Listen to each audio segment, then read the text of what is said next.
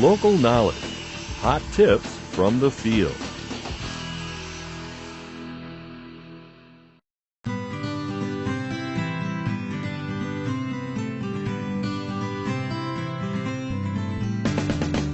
GCSAA Superintendent member David Stone of the Honors Course has developed a system for his crew to check the moisture on all the greens during the hottest part of the Tennessee summer. This is done the old-fashioned way, manually, without moisture sensors.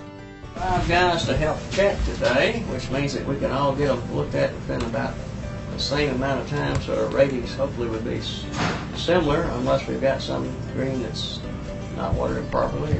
I think I'm going to take the far side today, and so y'all can fight over what's left, and we'll come back in and mark any hand water for tomorrow on the sheet, and don't run off till I get back, okay?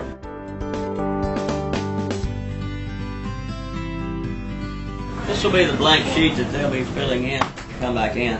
That's a scaled down drawing of each green, showing some ups and bumps and slopes and that sort of thing, and then they will color with some different colors based on how much dryness they see. If they actually saw some wilt somewhere, they would dot it with some red, or if they had another area, it's just, this was really pretty darn dry, they'll color it orange, which means it will give it a heavier hand soaking. If there's some other area, well, this side here, because the fan hits it, it's just a little drier than the rest of the green, and to get it evened up. We're about an hour away from the hottest part of the day, so we normally check greens about 3:30, quarter to 4, because if we can spot any problems before there's a real issue. And what I'm doing, and what we've done for years, is I have just a simple Barlow pocket knife, and I'll be sticking that knife in the green. And when I'm doing that at various places, I'm recording in my mind, well, how firm was that? And we have a scale of 1 to 5, with 1 being very soft and 5 being a brick hard. You couldn't even get the knife in the green. Through experience in the years, I have a number of a 3 that an average member can hit a shot, it won't plug, it'll roll out, but they can hold the green. And that indicates moisture also. My theory is, at this time of day, in the summertime, in the middle of summer, the roots have shrunk up quite a bit. The moisture has to be right here. Doesn't matter if it's down there, if there's no roots down there to get, the grass can't take it up. So I'm looking for a little bit of moisture in the green in that top 2 inches this time of day. And sometimes if I don't feel any moisture, but the green is on the soft side, I'm going to call that green overall as a 2,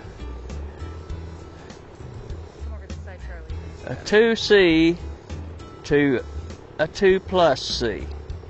That's probably where I'm going to lean. Okay? That way, when I'm looking at mine or other people's rankings, if he just puts a 2C, I'm saying, wonder if he thought that thing was really soft and wet, or was he undecided between that and maybe being a little firmer. This tells me, when we do a range, and I'll circle the one I think it is, but I'll say if I had to choose a different number, I would say that it was more soft than that. After collecting all the data, Stone and his crew meet to diagram the results. Let's see. Over here on this side, we got 3C, 3+C+, 3C+, 2+C. Okay, these greens are similar to yesterday. A little bit of moisture, not a lot. A firmness that we really like. I'll put a little, we'll say that needs a little bit. And of course, this time of year, even if you watered it in the morning, the roots being reasonably shallow, it's going to have touch-up attention in the afternoon, probably in exactly the same places. Number 3 was a little bit dry right around the top of this bowl. And that was it. That green was in good shape. We've checked it against the $10,000 machine or whatever it costs that the USGA has, that Chris Hartrager brings around, and their numbers are different, but they're hard places. We show hard places with our knife. I mean, it's all relative. It's the same. If it's really hot, like 4:30 or 3:30 in the afternoon, and there's 0 moisture there, and you're in late July, you better check out, because there's not a lot of root left there to take up moisture, and we find that we'll tend to get wilt if we don't have any moisture at all in a green at that time of day.